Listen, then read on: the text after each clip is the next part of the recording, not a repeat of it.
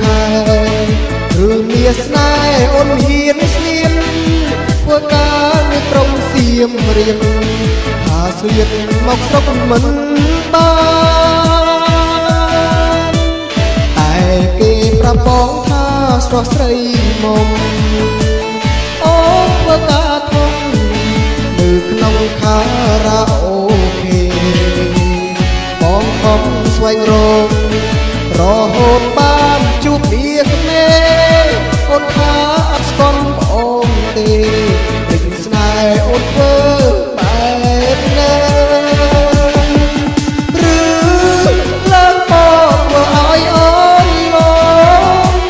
កុំតែក្នើយមុំ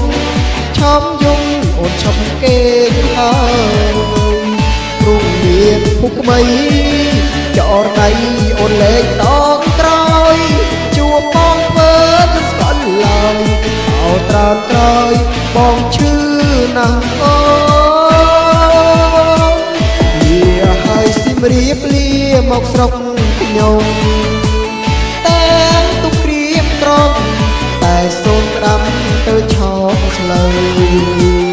កុំវិនរកបងបើស្នេហ៍ស្នងអូនអងភ្លឺព្រោះបង